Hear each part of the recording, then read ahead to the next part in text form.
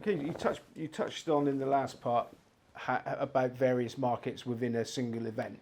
So you talk about expected cards, corners, and how their interdependency relate. Sure. As well as you used to do sort of models on horse racing and golf. So can you sort of elaborate on all that? Yeah, right. I mean, a really, really good edge. Well, I can come to them. So we've got 3 different really mathematical frameworks that we can talk about here. There's one around the interdependency in football. There's another around golf, and there's another around horse racing. And I'm happy to go through all 3. So the interdependency of cards, corners, and goals is a really fascinating one. And there are currently plenty of edges for people out there. It's not the kind of thing that is going to survive a lot of money being thrown at it, but if you're a team of 2 or a team of 3 and you go and research and you go and have a look at what's available both online and in bookmaker shops, you can see a lot of bets such as stack Troyes to get a corner every 15 minutes and the goal in each half. Now let's break down the composition of that bet. stack Troyes to get, let's say, 3 corners every 15 minutes. So we're talking about 9 corners in the first half, 9 corners in the second half. That would be quite extreme, but there is a fun little mathematical concept in corners called clustering. As soon as a team gets a corner, they're more likely to get the next corner. So this is the perfect example of something that is not a binomial distribution. All events are not independent of each other. How do you come up with a way of modeling the clustering of corners? Now, if stack Troyes are going to get 9 corners in the first half, some people would argue, well, they must be getting loads of goals because it's all attack, attack, attack. Actually, there's a reverse thing going on. The goals aren't going in. That's why they're getting the corners. The keeper's making the saves. And so you find that the more corners a team has over their expectancy, the fewer goals they will have in their expectancy. And there's a relationship. And you can't just take corners and multiply by goals. You have to start combining the relationships between a team getting more corners, and you've got to say, if they get more corners, they're not going to get many goals. Now I'm going to add cards in. How do cards relate to each other? Well, if a team gets cards, you could argue that the other team is now going to be likely to get cards because there's fisticuffs and there's aggression on the pitch. And flip that on its head, if something fundamentally changes, like a lockdown, and there is no crowd in the stands, the cards for both teams can, well, we did see they reduced to a 10-year low in the Premiership and the top European leagues, but that also has a knock-on effect. It dropped down the number of goals and the number of corners. There was just low action. Everything's related, and so the interdependency comes up with a set of models of how do we relate corners back to cards, how do we relate goals, and then critically, how do time periods come into play? What's going to happen in the first half? Is it completely independent of the second half? Or if the team is 1-0 up or 2-0 up at half time, do they have a reason to protect the lead? Now, if they're not independent, we need to go down the route of Markov chains, which is going to be a whole interview by itself, Markov chains. And we tend to avoid them because they can be relatively mathematically complex, difficult for people to understand. But if we can suggest that the 2 time periods are independent, we have reasons to think that if a team's 2-0 up at half time, they're still going to be pushing for more goals in the second half. We find that there can be value a lot, many places. A lot of the shop coupons do a team to score in both halves. And this is a market that isn't liquid on the exchange or isn't available on the exchange. So they've no idea, the bookmakers, when they should be cutting it. And we just come up with some crazy prices compared to what the bookmaker has come up with. And we can go and put these into multiples. We've been doing very, very well in terms of return on investment in these markets. But again, the best markets that we do, they're either 2 time periods put together, or they are 2 attributes, cards, corners, or goals within a match, multiplied together with the interdependency coefficients factored in. So it all boils down to these relationships. It all boils down to what is your expected cards in the match, your expected corners in the match, and your expected goals in the match. And critically, work these things out yourself and then have a look at the market and see if the market agrees with you or if you have to adjust from what you see over here. Okay, this is probably a daft question, but what's the easiest sport to model? I like first goal scorer a lot.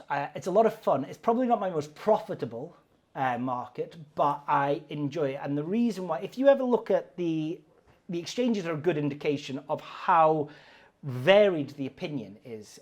You can have team news, which is always critical to the first goal scorer market, but from team news, Cristiano Ronaldo, who famously did this every game for Portugal in the Euros, would go from 5.0 down to 3.6. Now, is that because all the recreational punters are jumping in on him because they like to bet on Cristiano Ronaldo?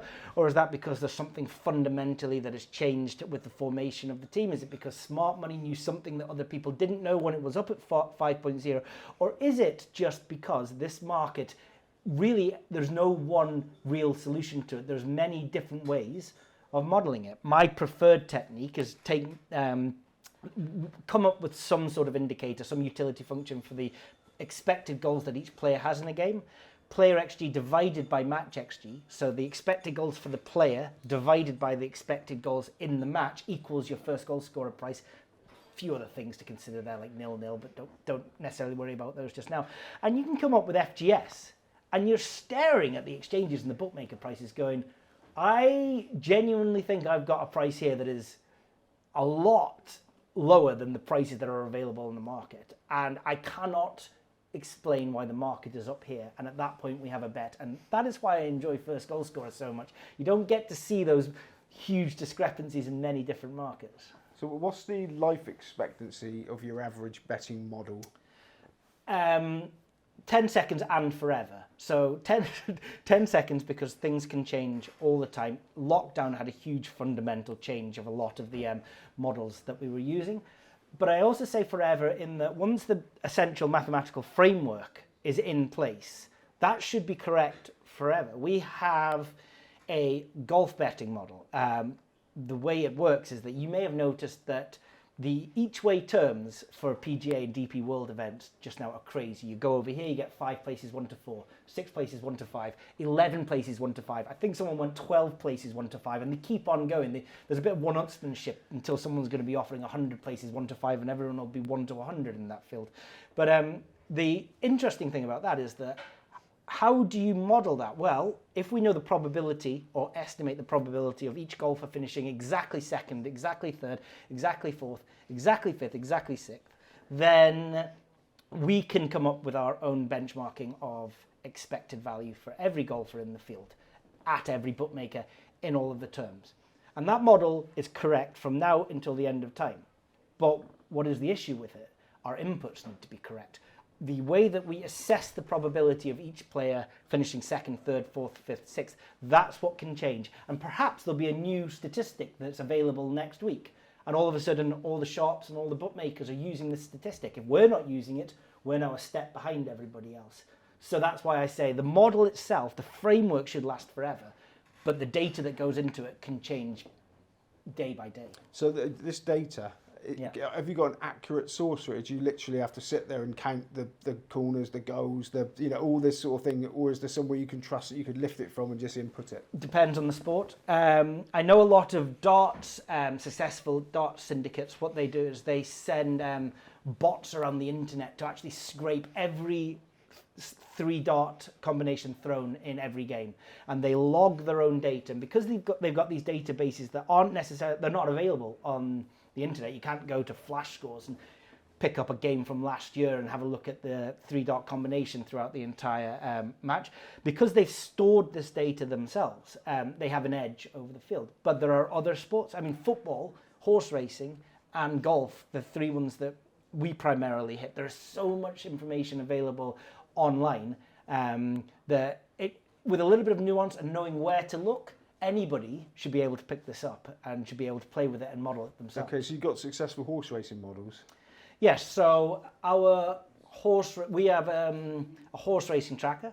We've been running this for the better part of a decade. We were quite proud in 2022 in the betting awards. We were voted the #1, the gold trophy for the best horse racing tipster in the UK. Now, we're not tipsters. We have a tracker that will return automatically sometimes hundreds of good horses to bet on every day. And we have a few rules. We will never highlight a horse that is higher at the bookmaker than the exchange. There's just no point in betting on those arbitrage opportunities. And the way that we have tried to price this up ourselves, we call it the BB algo. This was something we came up with by using a technique called regression analysis. We took 2 million horses, all the way back to 2020 from Timeform, so anyone can pay for Timeform and get these 2 million horses. And we said, if the field is this big and of this composition and the odds are 3 to 1, what historically were the chances of this horse finishing 2nd, 3rd, 4th, 5th and 6th? This throws in a bit of a misnomer into the horse racing world, because the Racing Post, Sky Sports Racing, they like to push this concept that by looking at form, by knowing that it's a 3-year-old mare, by studying which stalls it's starting in and how the course is being watered, you can get an edge and win or be successful at horse racing. From a sports fan point of view, I couldn't tell you the difference between red rum and shishkin. I don't really know what blinkers are, but I do understand the mathematical components of regression analysis and each way betting. And through doing that, we've had a horse racing tracker over the last 50,000 plus EV horses that we've documented. We have a return on investment of over 5%. I challenge anyone to do better than that. Okay, now we'll talk about bookiebashers.net. You say it's one of the largest paid subscription communities. How many members have you got? We've always had in the number of a few hundred. We tend to be a little bit volatile based on results, as I referred to earlier. If we go a year and we break even on golf, it takes a certain character to stick that out and to continue into the second year. And we, at the end of lockdown, had a lot of people leaving at that point. But fortunately, we tend to find that the long-termers, they tend to stick these things through and they stick around. So a few hundred people who are mostly collaborative, and we call it advantage play because we want to separate ourselves both from the arbitrage communities, which are the largest communities out there, and we want to separate ourselves from the tipsters who lack transparency. In terms of advantage play value betting, I don't believe there is another community the size of ours out there. And how many would you say of your subscribers will actually bet for a living using the knowledge they get from you? Yeah, quite a few of them. You tend to have guys that have runners who are also at the site, and they will manage these runners either by an hourly wage or a percentage of equity or stakes going down. Some of them have runners that have runners, so they're pretty well-greased organisations. We have heads of industry and compilers at Bookie Bashing. We have poker players that have reached the final table of the main event of the World Series of Poker, play the poker professionally. But we also have recreational punters. We have people that, they just want to log on to the horse racing tracker twice a day, place their lucky 15s, and hopefully that covers their subscription by the end of the month. All right, well, finally, it's been brilliant talking to you, but you're obviously very intelligent. You're extremely gifted in maths. Do your members have to be of a similar ilk to you to make it pay? So we divide things by 3 areas: trackers, tools, and a hub, which has some education. Now, there are a certain number of people that they're either time short, they're short on time, or they don't have the willingness to want to learn. Maybe they're scared, they don't want to be talking about binomial distributions, they don't want to be thinking about Poisson distributions and XG and stuff like that. Well, you can use our trackers. You go on, we have request a bets, your odds, horse racing, golf, and it's as easy as pick a bet and go and bet on it. And all of these are independently proofed and in profit.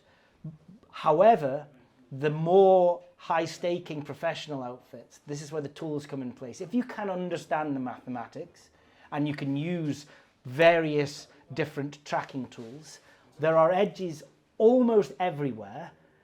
It's just you need to go and find them yourselves. And you tend to find the people that make the most amount of money are the people that do understand the mathematics, but do it generally in quiet, in the corner, harping back to what I said earlier, not sharing it with everyone and not being that collaborative. But because of the tragedy of the commons, because if everyone knows about it, they lose their edge and all the sheep come and graze in the field and the grass dies. Okay, the EV grass. So if you want to go and graze on that field as well, bookiebashers.net. Bookiebashing.net, that's right. Tom Brownlee, thank you very much. Cheers, Simon. Thank you.